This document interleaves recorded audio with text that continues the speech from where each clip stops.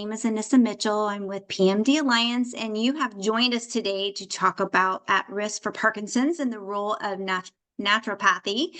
This is part of our proactive Brain Health Alliance programming. So you are going to be getting content that is for those who are interested because they might be at risk of a neurodegenerative disease like Parkinson's, concerned about risk, or already experiencing prodromal symptoms of Parkinson's. We initiated this programming in collaboration with C&D Life Sciences over a year ago, and we've been having regular education focused on those who are in that at-risk category, things that are educational, actionable steps that you can take, things that you need to know about what risk categories mean. And so if you haven't already checked out all of the previous recordings on our Proactive Brain Health Alliance website, I really encourage you to do so. We've had some wonderful programs. We also have a quarterly program called The Space Between. This is a program for those of you who are, again, at risk or concerned about risk or prodromal that want to maybe just get with others and ask some questions of an expert. And we're excited. The next one we have coming up is in December. I'll have them drop the date in because I don't remember off the top of my head, but we'll have Dr. Laurie Mischley with us answering your questions. And so I'm excited about that, but want to encourage you to join in. Also, we are doing an ongoing survey if you are at risk and or prodromal. We have a survey that we've been collecting just to get your experience in regards to how you were designated, what you're designated. Is it because you've had a gene mutation? Have you had a positive skin biopsy? Do you have a first-degree relative? Or are you experiencing a prodromal symptom such as REM sleep behavior disorder or loss of smell? We want to learn a little bit about your experience. So if you want to participate in that, we will get that link and drop that in the chat as well. And as I said, today we're going to be talking about what is a naturopath and what is the role of that in proactive management for Parkinson's. And I'm excited to welcome Dr. Samantha Evans. She is with us today. She received an undergraduate degree in molecular biology and chemistry at Western New England College of Massachusetts. She went on to pursue a position as a phlebotomist, which sparked her interest in chronic disease. It was then that she decided to pursue a medical degree at Bastyr University, where she was attracted to naturopathic neurology, and she studied under two specialists. One I already mentioned, Dr. Laurie Mischley, and then the other one is Dr. Marco Vespignani, and I don't know if I said that right, but she spent time as a research assistant in Parkinson's disease with Dr. Mischley, volunteers for a Parkinson's support group, observing patients diagnosed with a wide range of neurological conditions with Dr.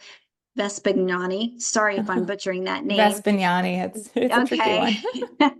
And following that passion, seeking fulfillment of unmet needs in the community, she's now attained additional training and expertise related to gastrointestinal health and sexual health in Parkinson's disease, which I know we're all very interested in as well. So I'm excited to have you, Dr. Evans, and I am going to hand this over to you. Awesome. Thank you for having me. I'm very excited. I will actually not be talking about sexual health, even though it's one of my favorite topics to talk about in the Parkinson's community. Thank you again for having me.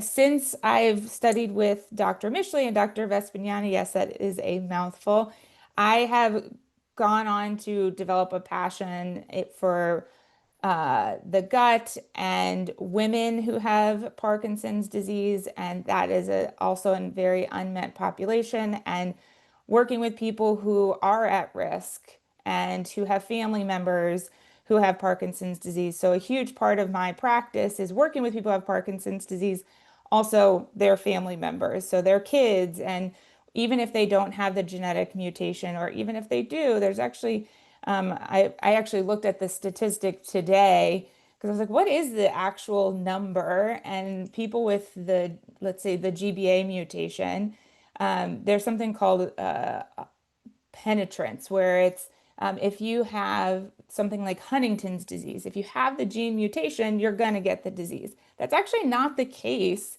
in Parkinson's disease. So if you have, let's say, the GBA mutation, you're not guaranteed to get Parkinson's disease. The risk goes up, and I think it goes up to like 30% by the time you're 80. So this is where it's really nice to have these tools in place where you can do a lot. We actually have a lot of research on what can decrease risk of developing Parkinson's disease and things that you can do if you have it. So with prodromal PD, or again, what I'm going to be talking about is what I do with the people that I work with when they come into my office and they say, I have a family member who has Parkinson's disease. I want to do what I can.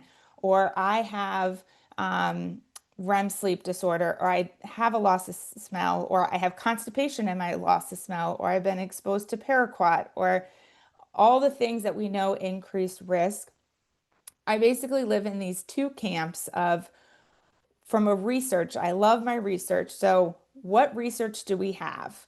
We have research that what increases risk and what we can do to help decrease risk.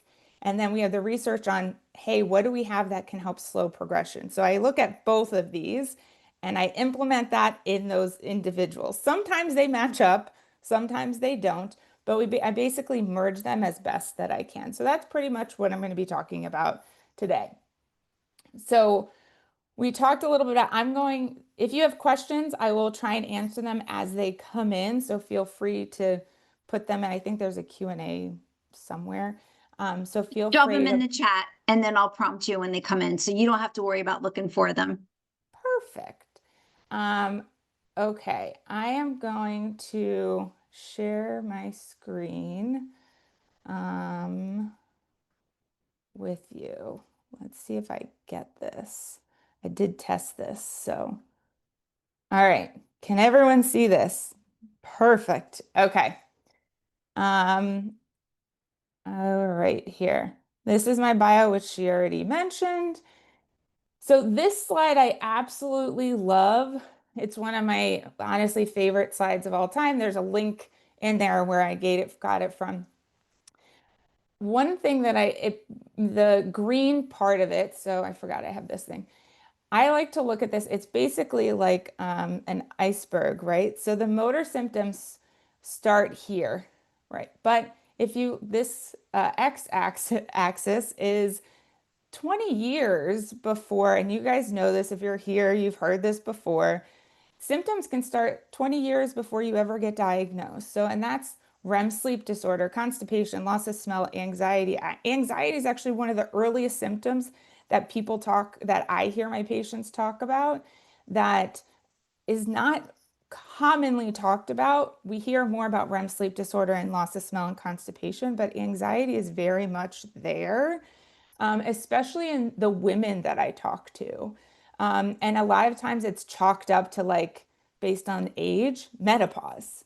So, and they get diagnosed later because they're like, oh, you're anxious, it's just menopause, when it's not, it's Parkinson's.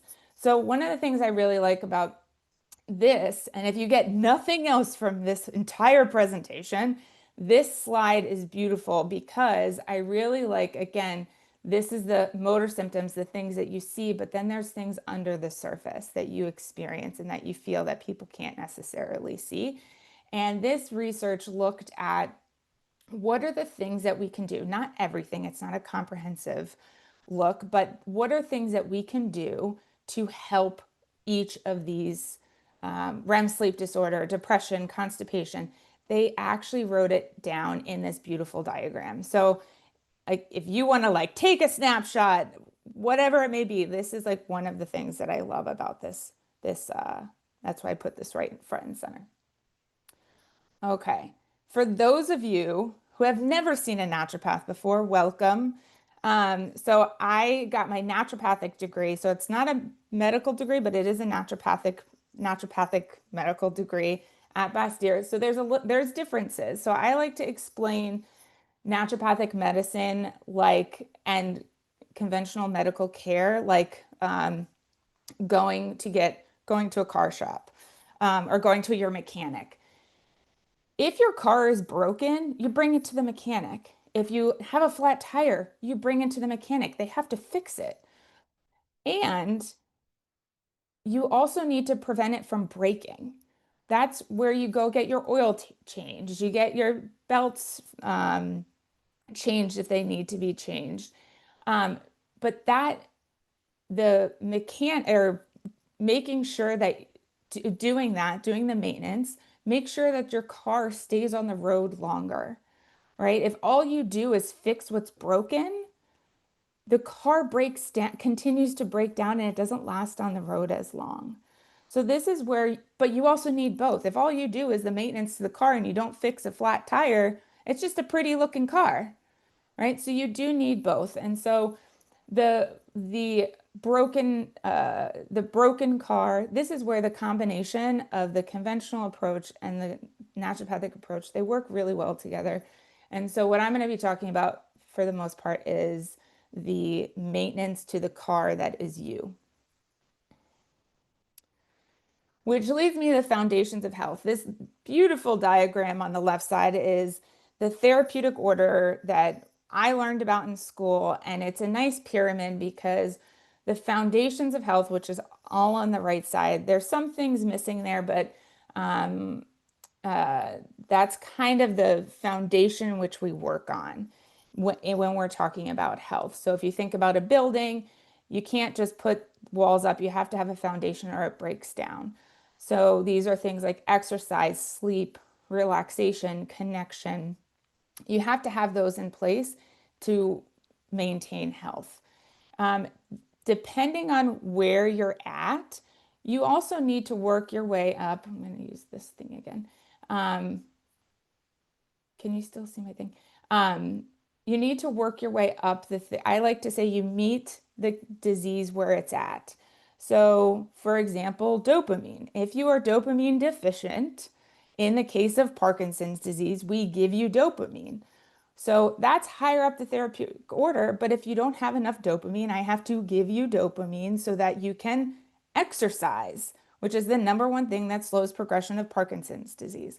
So we in naturopathic medicine, we use this as a tool, but I love making sure that this is in place so that the rest of the building doesn't fall down. The biggest thing that I get asked, hands down, in my practice, first and foremost, is what should I be eating? Tell me what to eat. What is the best? I have a risk. What am I supposed to be eating?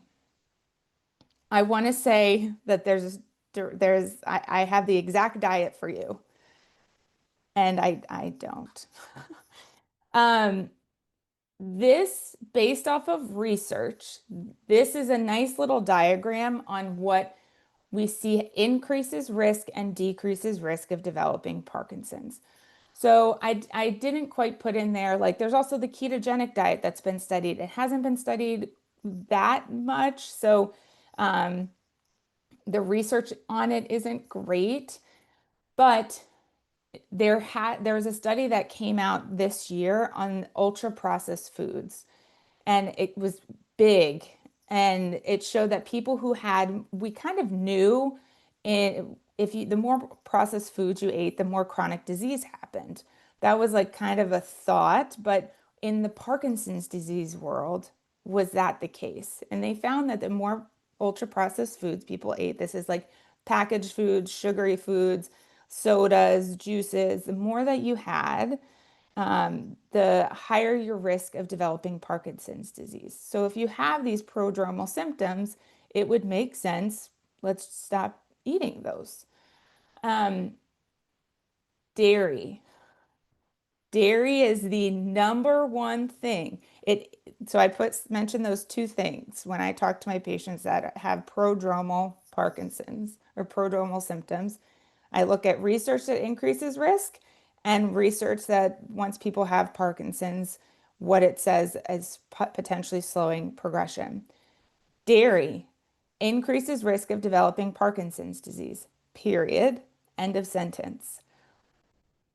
Dairy in any form has also been shown to increase progression. So dairy should not be in your kitchen. So if there's one thing that I'm pretty confident about is that dairy is not something that should be off the plate. And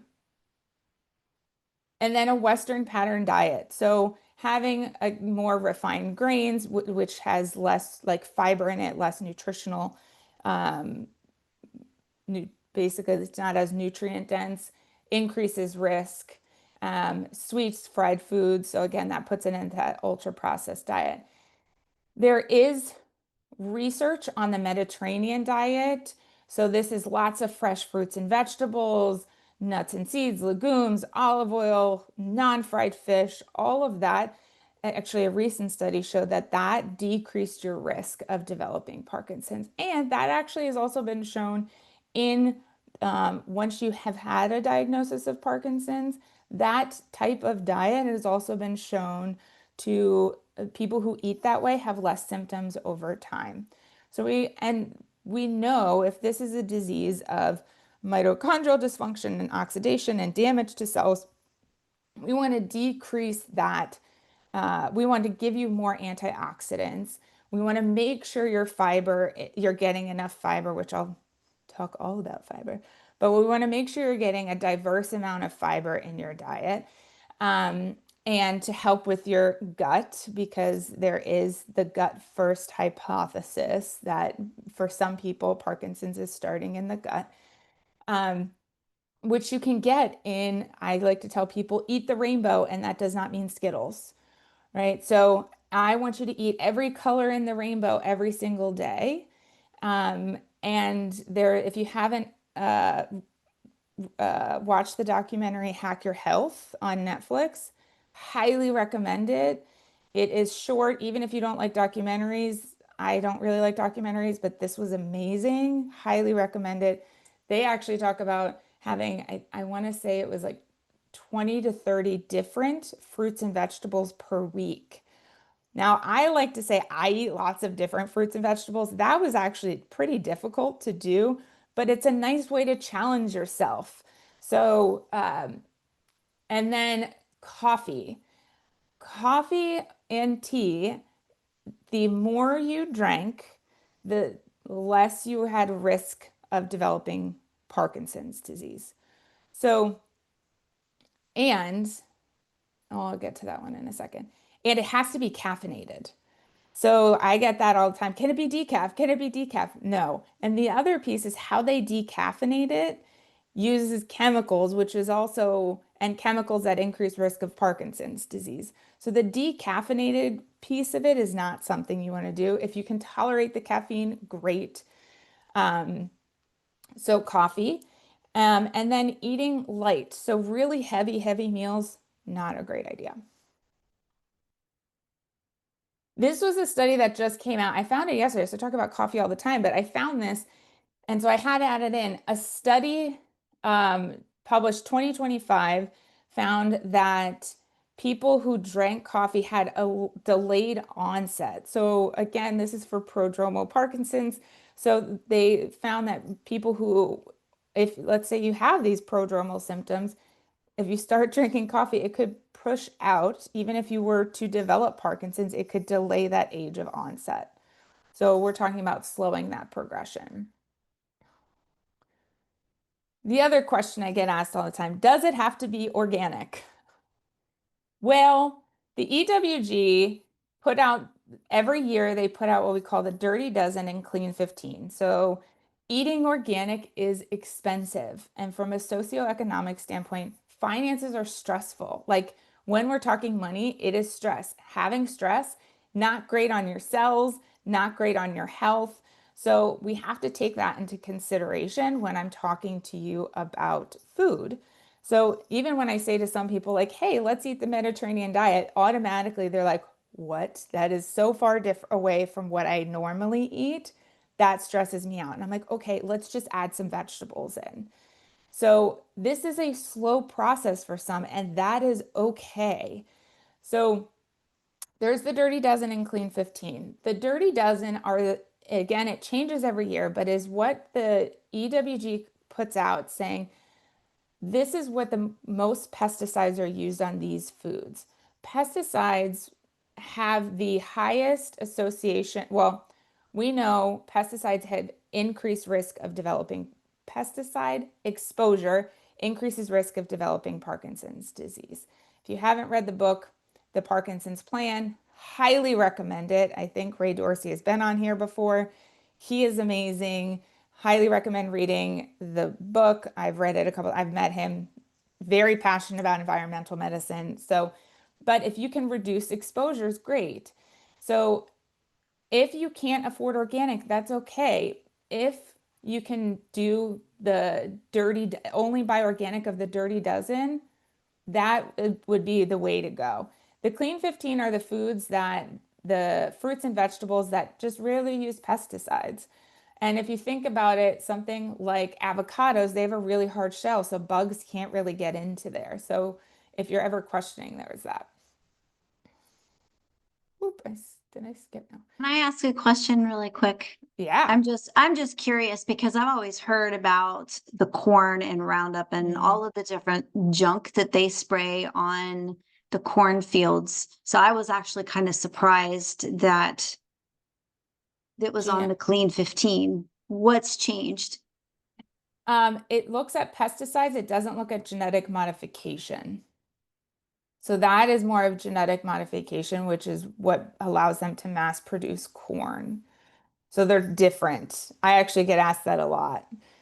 So they're just looking at it differently. Some people still choose to buy corn organically because of that.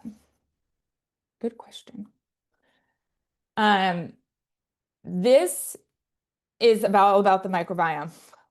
If you want to go deep dive, I realize I'm going very slowly. I don't have a lot of time, but this is a whole timeline of how we've evolved in understanding the microbiome as it relates to Parkinson's. The first gut hypothesis, it took 11 years for people to say, oh, there might be something to this. The gut hypothesis was that Parkinson's started in the gut. Now we know well, no, who knows what's going to happen next? There might be another hypothesis that comes out tomorrow. But the gut first, brain first, the gut first hypothesis came out in 2003. And then since then, there has been a ton of new research coming out. Every day, if you look up PubMed, which is where we get all of our research, well, not all, that's where a ton of research is posted. In the past 2 years, it has skyrocketed. And we're finding there's some microbes that are high in people with Parkinson's, some that are low, and what they make is protective or it's harmful. So we really want to make sure we're supporting our gut. This is something that I don't think I did a whole slide on this. Well, let me go to this. Specifically in prodromal PD, because that's what we're here for. If you have REM sleep disorder, I don't know when this was published, the microbiome already resembles early Parkinson's disease. So changes occur before the motor symptoms, and their microbiome looks similar. So basically, and you can see on the left, they have low butyrate producers, which are short chain fatty acid, which is the short chain fatty acids, which is like fuel to your intestines, decreases inflammation in your body, decreases inflammation in your gut, and pro-inflammatory bacteria, which are those bacteria, increase inflammation in your gut. This disulfovibrio was pretty popular in the news in 2003 or 2004. I think it was 2003, that was like, wow, this bacteria causes this clumping of alpha-synuclein proteins in your gut and causes it to clump and then travel up your vagus nerve. This bacteria is the thing. And when my patients would show me that, I'd be like, but you have so many other microbes in your gut. I don't think this is the one bacteria that's doing it.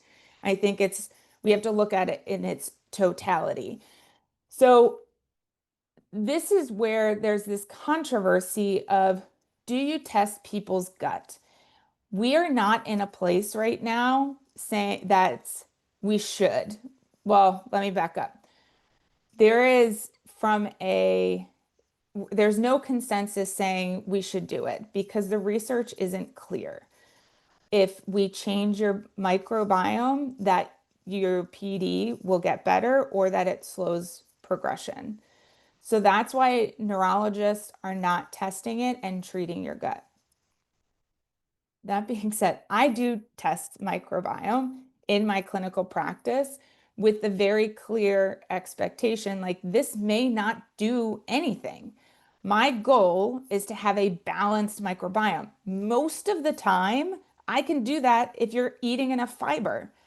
I forget the statistic, but I want to say like 70% of the country is not meeting their daily fiber needs because you need 25 to 30 grams of diversified fiber a day.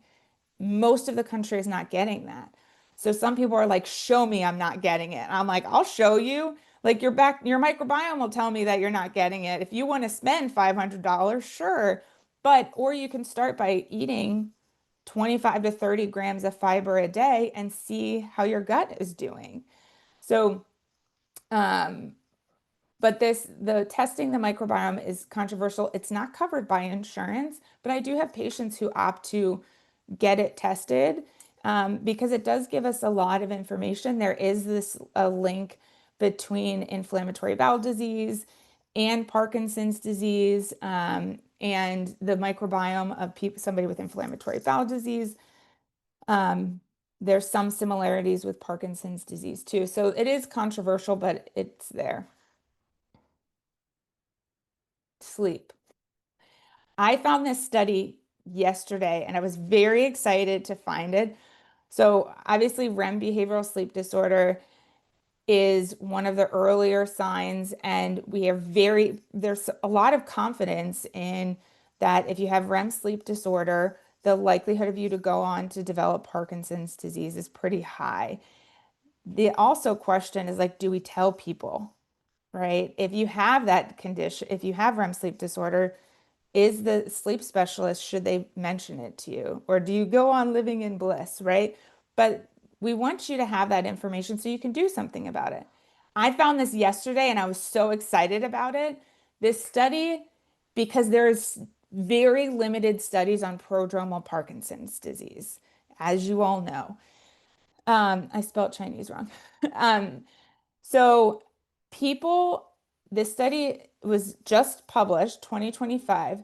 They found that people who had REM sleep, idiopathic REM sleep disorder, those individuals who were exposed, it was actually fascinating because the people who had REM sleep disorder that went on to develop Parkinson's disease versus REM sleep disorder who did not go on to develop Parkinson's disease.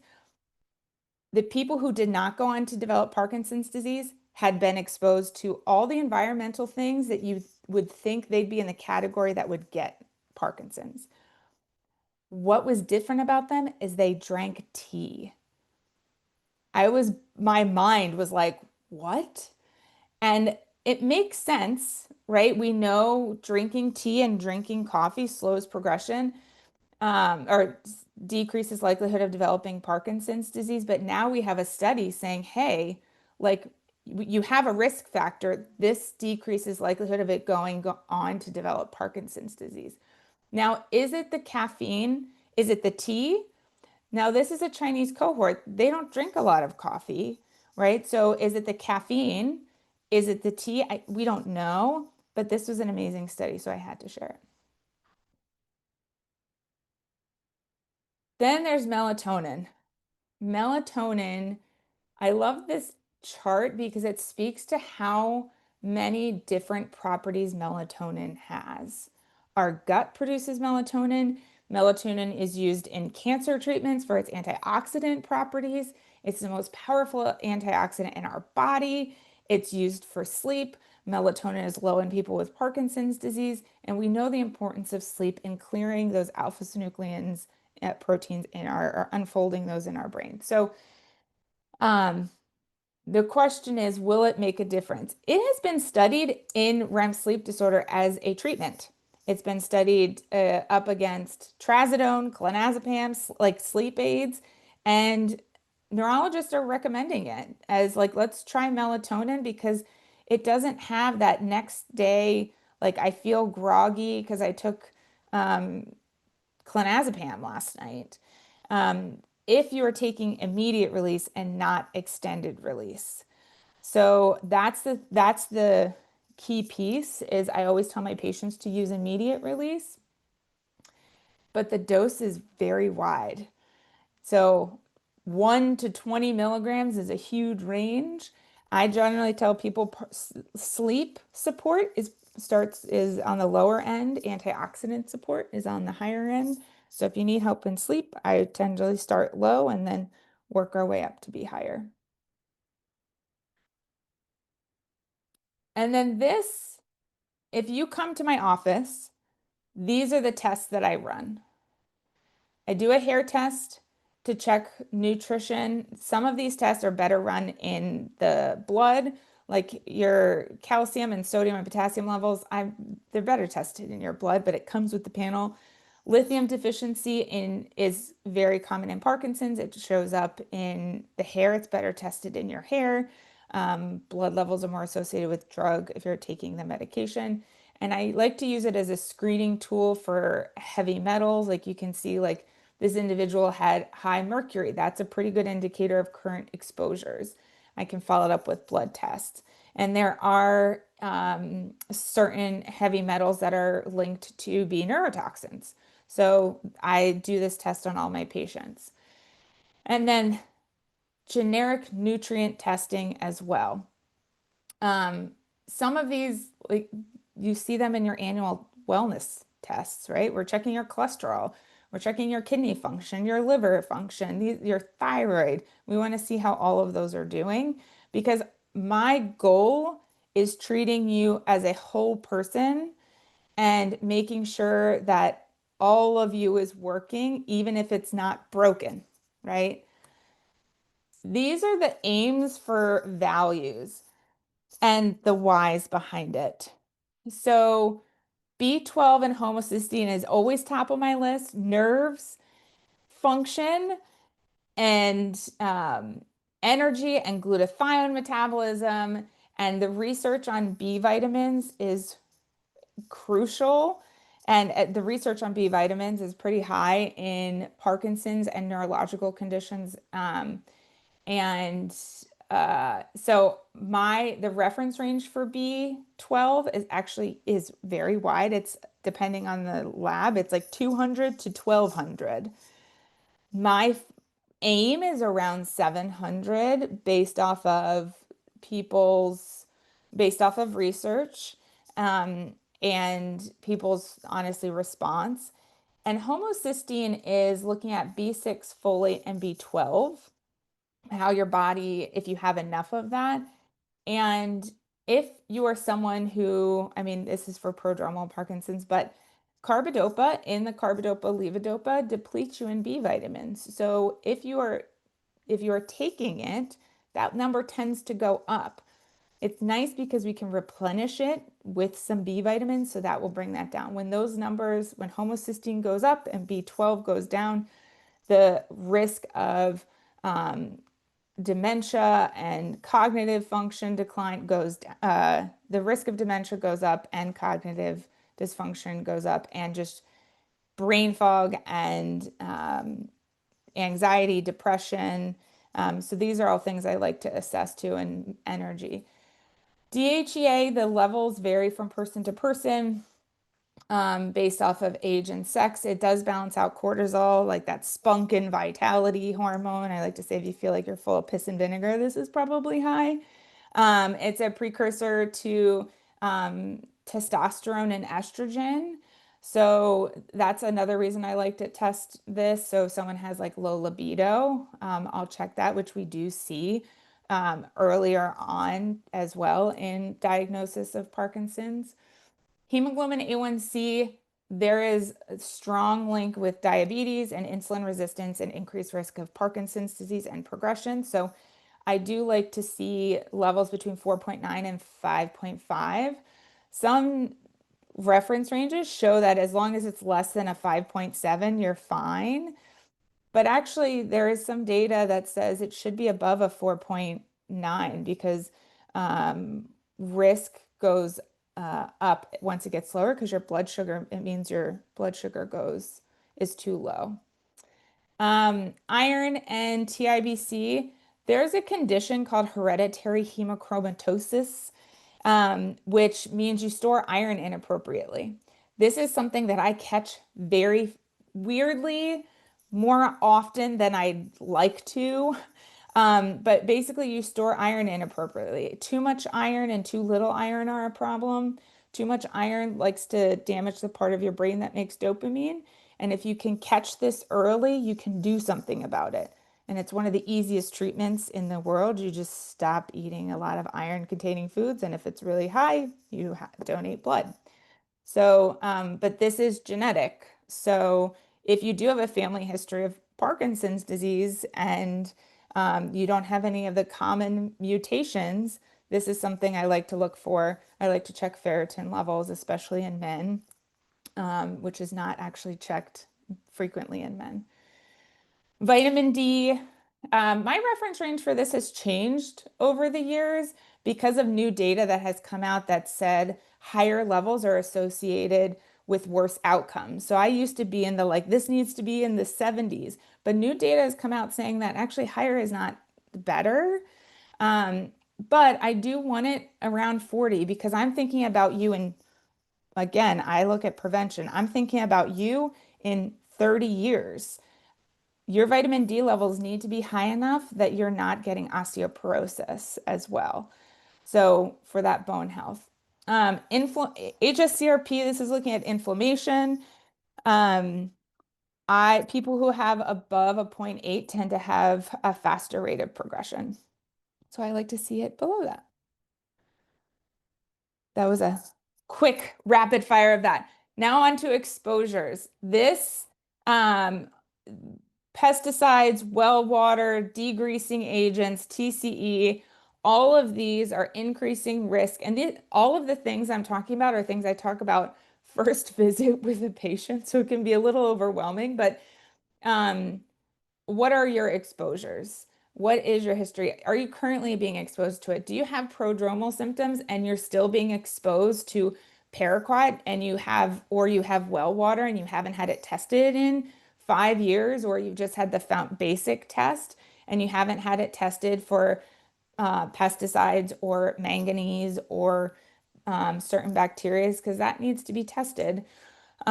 Or are you currently being exposed to, are you a car mechanic, right? I keep talking about that, and you're using degreasing agents. This you guys can look at, but this study was fascinating. First of all, I didn't realize how many people eat whale blubber. Fun fact, or whale meat, that increases your likelihood of developing Parkinson's by a lot. So we will make these slides available to you. I've decided we will make these slides available to you so you can look at this. But this is basically showing what exposures you have and what risk, how it increases risk of developing Parkinson's disease. So this methylene chloride, which is this guy here, the dyes is more industrial, not like dyes in your food. I want to make that clear. It's not like dyes in your food, it's industrial. So like you're being exposed to it at work. Methylene chloride is this degreasing agent. So that's pretty high risk, but what do you do about it? So pesticides, wash your produce 15 minutes or 15 seconds, 15 to 30 seconds, even your organic produce. And it doesn't have to be fancy. It can be like just water. There are like you can soak it in vinegar and water and baking soda, but literally I looked at the data, just rinsing it in water, it gets rid of some of the pesticides. So water, and then as long as it's filtered water, because then otherwise you're adding to it. But filtered water, is great. There is if you have well water, you want to check your well.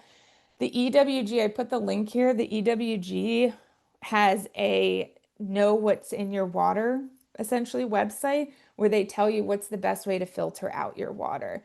Is it carbon filter, which is like a Brita? Is it reverse osmosis or ion exchange? So you can see what you're actually being exposed to. Not everyone needs reverse osmosis, right? So, and if you are using reverse osmosis, you need to add electrolytes back in because reverse osmosis takes everything out. And so some people will come to me and they'll say, I have clean water, but I all of a sudden don't have great energy. I'm like, well, you need the electrolytes that you've now taken out of your water. Um, and then degreasing agents, methylene chloride interferes with glutathione production. So glutathione, TCE air purifiers, it gets in the air. So TCE is used by dry cleaners a lot. And then if you work in airports or if you work in the Air Force or military, Camp Lejeune, this was a huge thing with Camp Lejeune. Purifiers, like you need a carbon filter, a HEPA filter, carbon filter specifically, and wear masks. I'm not telling you to quit your job, but make sure you're protecting yourself. Supplements. This is a big one. I kept it minimal. Supplements are expensive. They're pricey, especially if you're getting good quality ones. So CoQ10, this is one of the biggest needs it's like the powerhouse of the cell. It's essential for the mitochondrial function. People with Parkinson's have low levels of it in their brain. Really cool studies on it and promising studies in mice. The no studies that are like placebo controlled or meta-analysis show that it's slowed progression or modified disease. Uh, However, there was an observational study where it basically like, let's look at people who are taking it and have Parkinson's disease. How do they do? And they had less symptoms over time. So my take is CoQ10 is pricey if you're getting a good quality one that's ubiquinol in the active form. So if you can afford it and a good one, it makes sense to me to use it because biochemically it does. Omega-3 fatty acids, um, anti-inflammatory, mitochondrial support, it helps with nerve firing. Uh, Research says about risk, consuming omega-3 fats, again, Mediterranean diet, which is high in fish, decreases risk of developing Parkinson's disease. So increasing omega-3 consumption from food can help, well, once you have Parkinson's disease, increasing omega-3 consumption from food and supplements can actually help UPDRS scores and depression. So this is one of the things that I'm like, hey, incorporate more non-fried fish. So no fish and chips. Like, so, and these are good, no farm raised fish. These are wild caught fish. If you're going to use fish oil, make sure it's again a good quality one because it's highly contaminated with mercury. So make sure it's been tested. We had a question real quick. Yeah. They want to know, how do I know how much of each supplement to take after I get the results from blood and hair tests? Yeah, that's a hard one. It depends on your levels. And this one, you can actually get this tested, your omega-3s tested. Um, it depends on your levels and what you're currently taking. So that's where I would consult with your doctor on, I would consult with your doctor on it. Okay.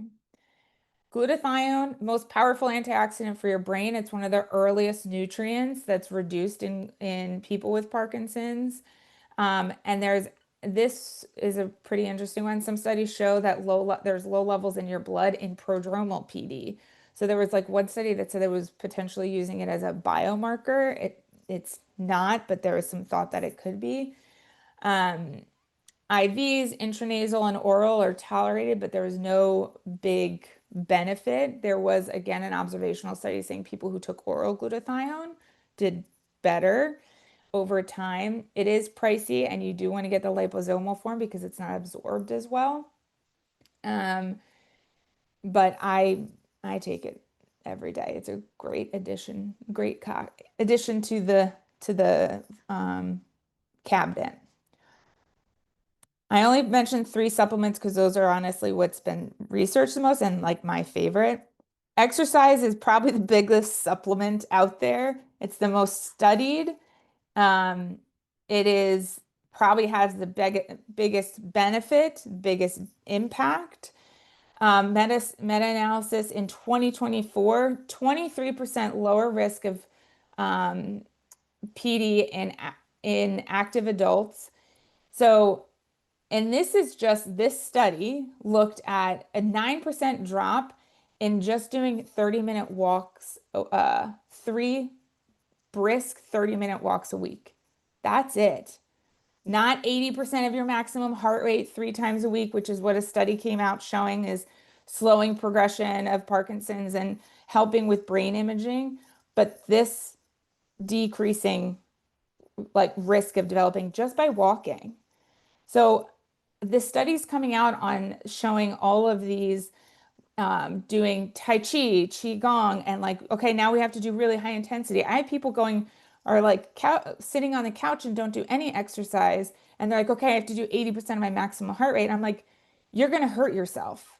Let's start with a walk and then work your way up to that. But if you injure yourself, you're going to go take 10 steps back. So I need you to work your way up and know that if you start there, that is decreasing your risk just by starting there. The best exercise that you can do is the one, oh wait, did I put that down? The best exercise you can do is the one that you will do and you will do consistently. You can have fun with this. I want you to have fun with this. I'm looking at time, so I have to keep going. Other benefits. Exercise is going to help everything, like better sleep, better endurance, decreased risk of cardiovascular disease. You are more than just someone with prodromal PD symptoms, right? You're an entire human being. And the other benefit that it does, exercise has, is you can have community with it. The number one thing that increases progression and is a number one indicator of death, disease, and progression in Parkinson's disease is loneliness. The number one thing. So that takes priority over if someone says to me, I'm lonely, I throw everything else out the window and I say, what do we need to do to make it so you're not lonely? That is the top on my list, always, always, always. So I have to end there because I think that needs to be the thing I stand on.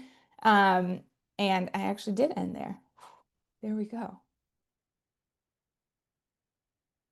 I did it. Well, you are very comprehensive in that, and I appreciate that. So we kind of asked the questions that's come in so far as you were going. So I will allow people, if you want to ask any questions now, if you were kind of processing or riveted by what she was saying, certainly you have a few minutes to do so.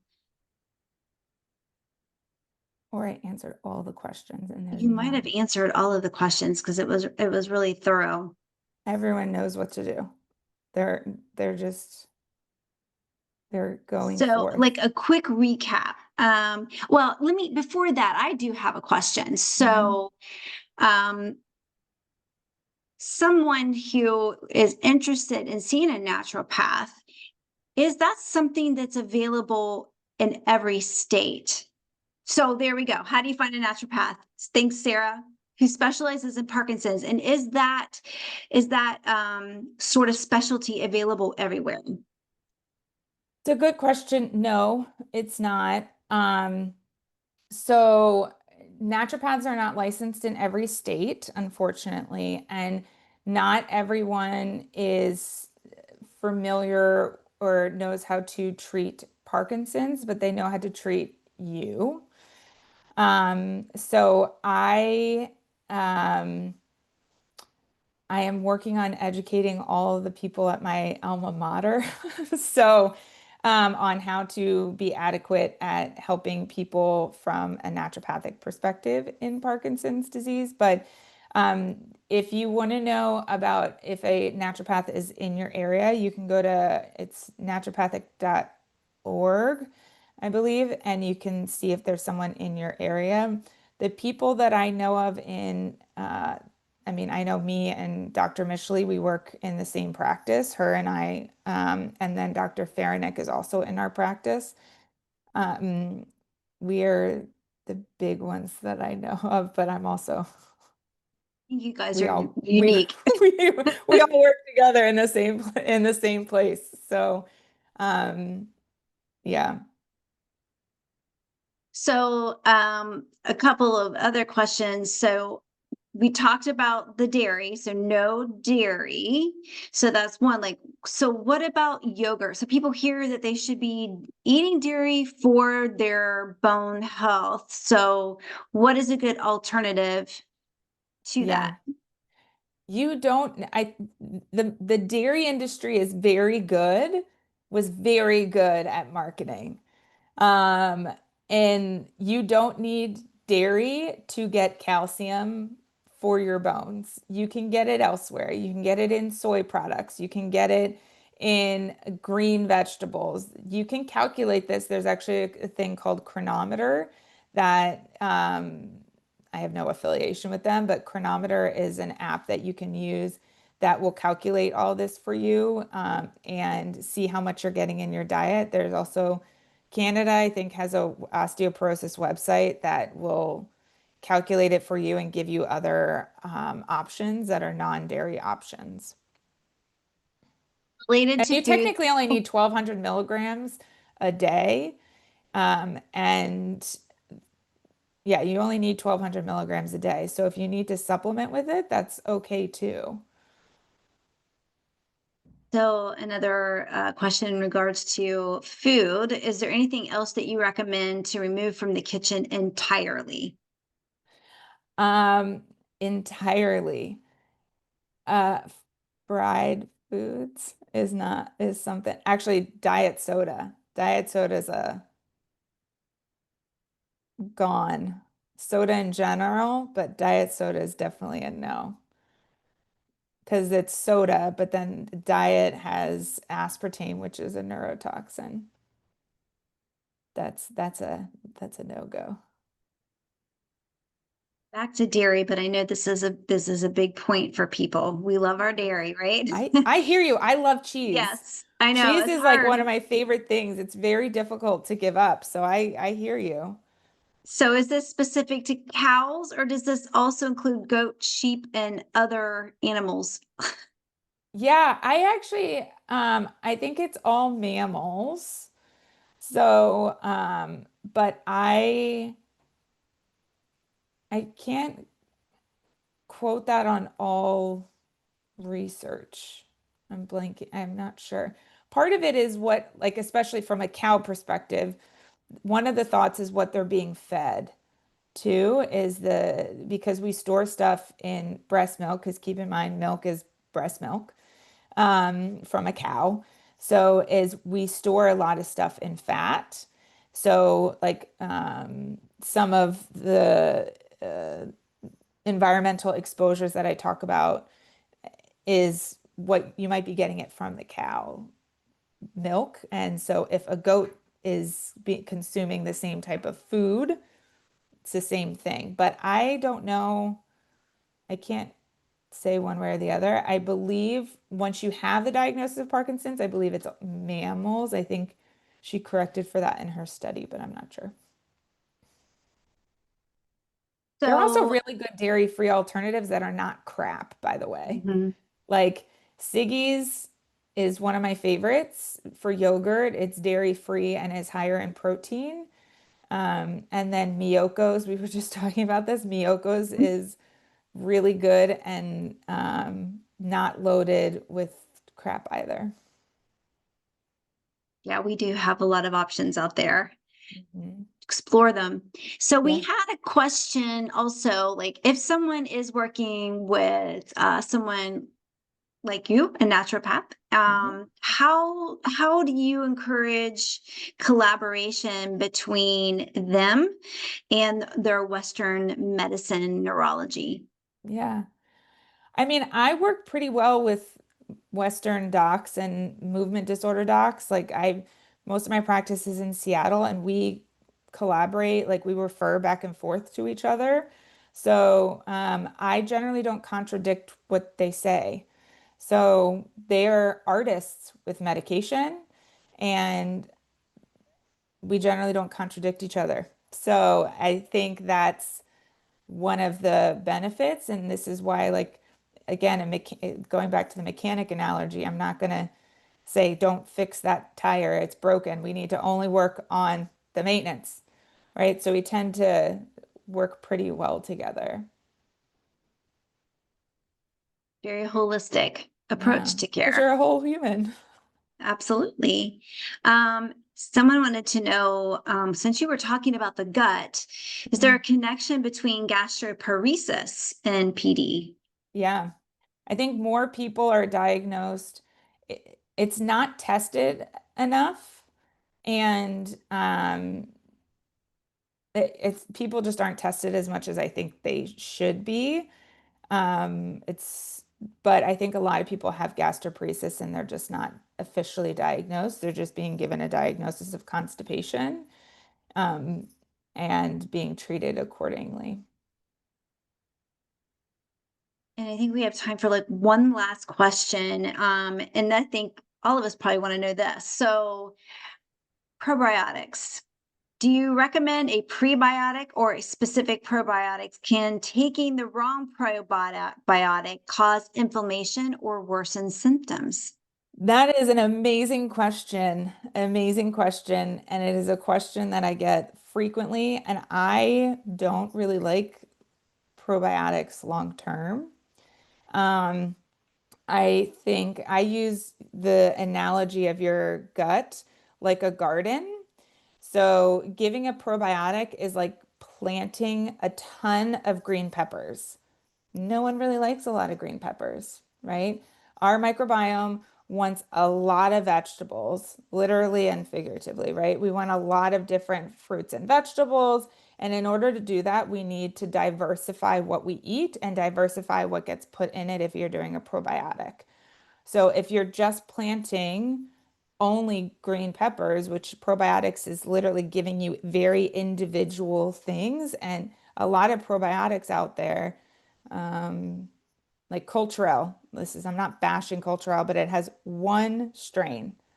So that is a lot of green. If all you're going to take is that, it has a lot, it's only green peppers.